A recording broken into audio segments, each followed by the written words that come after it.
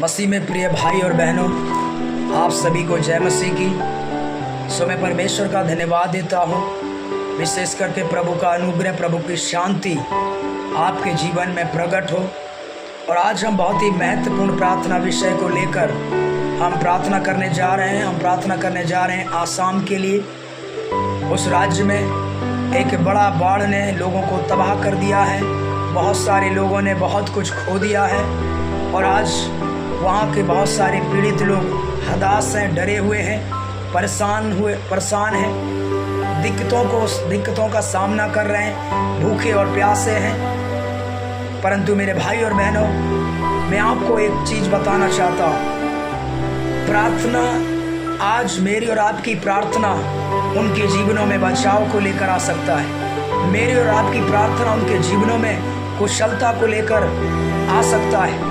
आज उनके पास ये मौका नहीं है कि वो प्रार्थना कर सकें, परंतु मुझे और आपको परमेश्वर ने मौका दिया है। मेरे भाई और बहनों, इस बात को याद रखें कि परमेश्वर ने मुझे और आपको भारत में रखा है, तो मेरी और आपकी जिम्मेदारी है कि भारत के देशवासी सभी जितने भी लोग हैं, मसीह में मेरे और आपके भाई और बहन हैं, हम उनकी कुशलता के लिए, हम उनकी आशीषों के लिए, हम उनकी शांति के लिए प्रार्थना करें। क्योंकि मसीह यीशु ने मुझे और आपको ये सिखाया। प्रभु ये सिखाते हैं कि अपने देश की कुशलता के लिए, अपने देश के सभी लोगों की सुरक्षा के लिए हम प्रार्थना करें। तो आज एक राज्य, भारत देश का एक राज्य आसाम संकट में है और वहाँ आज के बहुत सारे लोग पीड़ित हैं, दुखी हैं, परेशान हैं। परंतु आज आपकी प्रार्थना उनके जीवनों में बचाव को लेकर आएगी। मसीह यीशु में यही विश्वास है कि जब आप विश्वास के साथ उनके लिए प्रार्थना करेंगे, परमेश्वर उनकी जिंदगियों में बचाव को लेकर आएगा। क्योंकि प्रार्थना एक चाबी है, प्रार्थना एक द्वार है और प्रार्थना एक जरिया है जहाँ पर लोगों के जिंदगियों में आप खुशहालता को देख सकते हैं, शांति को देख सकते हैं, आनंद को देख सकते हैं। तो बाइबल में ऐसे बहुत सारे लोग हुए जिन्होंने अपना बहुत कुछ खोया, परंतु प्रार्थना के माध्यम से, प्रार्थना करने के द्वारा परमेश्वर ने उनकी जिंदगियों में वापस उनकी जिंदगियों में खुशहाली दिया। तो प्रार्थना करने के बाद परमेश्वर उस प्रार्थना को सुनकर उनकी जिंदगी में दोबारा से प्रभु आशीष दे सकते हैं। प्रभु दोबारा उनको ब्लेस करते हैं। जैसे एक वचन को मैं आपके लिए पढ़ना चाहता हूँ, उसके बाद हम प्रार्थना करेंगे। मैंने 7 प्रेयर पॉइंट्स बनाए हैं। हम उन 7 प्रेयर पॉइंट्स को जानकर, 7 प्रेयर पॉइंट्स को लेकर हम प्रार्थना करेंगे और ये प्रार्थना उनकी जिंदगियों में उनकी खुशहाली का कारण बनेगा। तो मैं आपके बीच में एक वचन को पढ़ना चाहता हूँ। आयुब की किताब, उसका 42 अध्याय और उसकी 10 आयत को आप पढ़ें। यहाँ पर लिखा है, तब आयुब ने अपने मित्रों के लिए प्रार्थना किया, तब यहोवा ने उसका सारा दुख दूर किया और जितना आयुब के पास पहले था उसका दुगना उसे दे दिया। तो आयुब अपने मित्रों के लिए प्रार्थना किया। आपको मालूम है, आयुब ने अपने बच्चों को खो दिया था, आयुब ने अपनी जमीन खो दिया था, आयुब ने अपना घर खो दिया था। परंतु जब उसने दूसरों के लिए प्रार्थना किया, अपने मित्रों के लिए प्रार्थना किया, भाइयों के लिए, बहनों के लिए प्रार्थना किया, परमेश्वर ने उसकी प्रार्थना तो सुना, लेकिन उनकी खुद की परेशानी को भी प्रभु ने दूर किया। दूसरों के लिए प्रार्थना करना एक बड़ी आशीष है। आज मैं और आप दूसरे भाई बहनों के लिए, उनकी कुशलता के लिए, उनके जीवनों के बचाव के लिए हमें प्रार्थना करने की आवश्यकता है। एक और आयत को मैं आपके बीच में पढ़ना चाहता हूं, जहां पर यीशु मसीह ने स्वयं इस बात को बताया। मत्ती रचित सुसमाचार, उसका 18 अध्याय और उसके 19 आयत को आप पढ़ सकते हैं। यहाँ पर यीशु मसीह ने कहा, मत्ती 18 का 19 में, फिर मैं तुमसे कहता हूँ, यदि तुम में से 2 जन पृथ्वी पर किसी बात के लिए एक मन होकर उसे मांगे, तो वह मेरे पिता की ओर से जो स्वर्ग में है उनके लिए हो जाएगी। तो 2 जन भी यदि इकट्ठे होकर अगर आप प्रार्थना कर रहे हैं, तो परमेश्वर आपकी प्रार्थना के माध्यम से प्रभु उनके जिंदगियों में खुशहालता को लेकर आएंगे।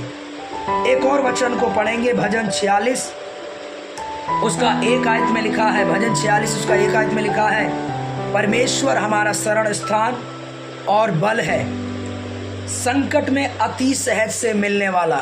संकट के समय में अगर कोई प्रभु से प्रार्थना करता है तो परमेश्वर उस प्रार्थना को सुनकर उनके जीवनों में सारी संकटों को प्रभु दूर करने वाले परमेश्वर हैं। तो आज मेरी रात की प्रार्थना है कि प्रभु आसाम राज्य में बाढ़ के द्वारा जितने भी लोग संकट में हैं, प्रभु उनकी संकट को दूर करे, और प्रभु ऐसा करने जा रहा है। एक और वचन को पढ़कर हम प्रार्थना करेंगे। 2 कुरिन्थियों 1 अध्याय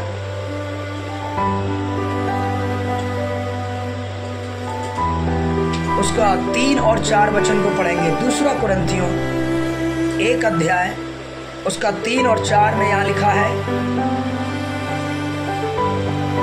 हमारे प्रभु यीशु मसीह के परमेश्वर और पिता का धन्यवाद हो, जो दया का पिता और सब प्रकार की शांति का परमेश्वर है।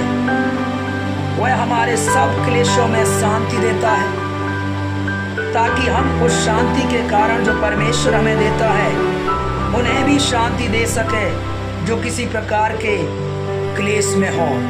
मेरे भाई और बहनों, आज आप देख सकते हैं आसाम पूरा राज्य संकट में है, क्लेश में है। तो मेरी और आपकी प्रार्थना उनके जीवनों में छुटकारे को लेकर आएगा। फिर से वो उन्नति करेंगे, फिर से उनके जीवनों में एक शांति आएगा, खुशहाली आएगा, और जितनों ने बहुत कुछ जो कुछ भी खोया है, परमेश्वर सक्षम है उनको वापस दोबारा वो सब कुछ प्रदान करेंगे।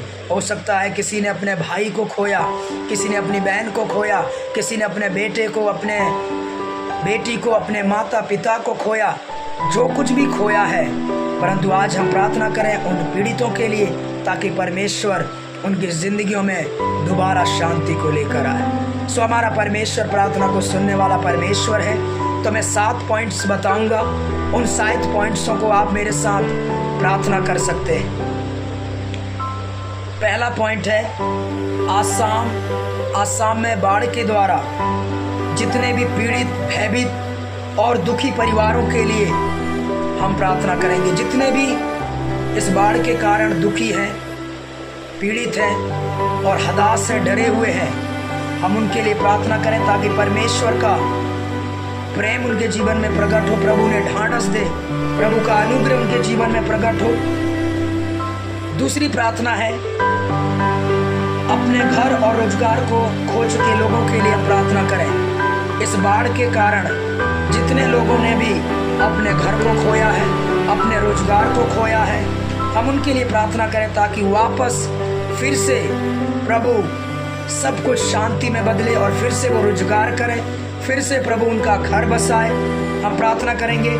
तीसरी प्रार्थना विनती है, जितने भी आसाम बाढ़ के कारण बेघर हुए लोगों के लिए प्रार्थना करें। जितने भी लोग उस बाढ़ के कारण बेघर हो गए हैं, हम उनके लिए प्रार्थना करें। प्रभु उनके जीवनों में प्रभु दया करे, प्रभु का अनुग्रह प्रकट हो। चौथी प्रार्थना है, उस बाढ़ के कारण घायल, बीमार, संकट में फंसे हुए लोगों के लिए प्रार्थना करें।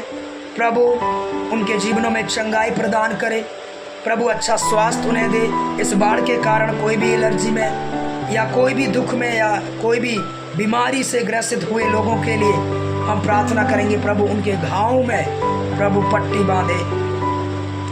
छठवीं प्रार्थना, हम प्रार्थना करेंगे उन सभी लोगों में राहत, बचाव। हम प्रार्थना करेंगे कि उन सभी लोगों के लिए जितने भी हमारे जो उनके राहत और बचाव कार्य में लगे हुए अधिकारियों के लिए प्रार्थना करें, सेना के लिए प्रार्थना करें, एनडीआरएफ तथा परमेश्वर के सेवकों के लिए प्रार्थना करें। तो जितने भी अधिकारी लोग, जितने भी सेना के लोग आज उन लोगों को बचाव के लिए, उनकी राहत के लिए जो जुटे हुए हैं, परमेश्वर के दास लोग, जो उनकी सहायता कर रहे हैं, हम उनके लिए प्रार्थना करें। प्रभु उनको शक्ति दे, प्रभु उनको सामर्थ्य दे, प्रभु उनको बल दे, ताकि हर एक व्यक्ति उन्हें बचा सके। प्रभु इतना सामर्थ्य दे, वो उस बाढ़ में से बहुत सारे संकटों में फंसे हुए लोगों को प्रभु बचा सके। आखिरी प्रार्थना है, हम प्रार्थना करेंगे प्रभु का शांति, सुरक्षा, पुनर्स्थापना और परमेश्वर की शांति के लिए हम उनके लिए प्रार्थना करें। आइए हम आंखों को बंद करेंगे और इन सभी विषयों को लेकर हम आसाम के पीड़ित लोगों के शांति के लिए हम प्रार्थना करें। पिता परमेश्वर, हमारी प्रार्थना है प्रभु आज हम प्रार्थना करते हैं जो हमारे भाई और बहन जो आसाम में प्रभु बाढ़ के कारण जो पीड़ित है पिता, उस बाढ़ ने बहुत सारे लोगों का बहुत कुछ छीना है पिता। प्रभु बहुत ही दुखी है वो लोग, भयभीत है, संकट में है। प्रभु तू आज के वचन के अनुसार पिताजी हमारी प्रार्थना है खुदा, यीशु के नाम से प्रभु आसाम बचाया जाए। आसाम राज्य में जितने भी फंसे हुए लोग, प्रभु हमारी प्रार्थना तेरी सुरक्षा वहां पहुंचे, प्रभु स्वर्गदूत पहुंचे, प्रभु उन सभी की तू सहायता कर जो वहां उन्हें बचाने के लिए लगे हुए हैं पिता। हमारी प्रार्थना है वो राज्य फिर से तरक्की करे, फिर से बढ़ोतरी को देखे, फिर से शांति को देखे। प्रभु जितने भी घायल लोग हैं, जितने भी बीमार लोग हैं, प्रभु तेरी स्वास्थ्य को मांगते हैं, तेरी चंगाई को मांगते हैं। उनका जिंदगियों में प्रभु तेरी चंगाई प्रकट हो जाए पिता परमेश्वर। जितने भी भूखे प्यासे लोग हैं प्रभु आप उन्हें भोजन से तृप्त करें पिता। हमारे जितने भी भारत के सहकर्मी हैं पिता जो उनकी सेवा में लगे हुए हैं, प्रभु सभी अधिकारी, सभी प्रभु के दास लोग जो उनकी सेवा में लगे हैं, प्रभु आप उनकी सहायता करें, प्रभु आप उनकी मदद करें। और प्रार्थना करते हैं वो बाढ़ प्रभु वहां से हट जाए, बाढ़ पूरी तरह से उस राज्य से समाप्त हो जाए, बाढ़ स्टॉप हो जाए पिता परमेश्वर।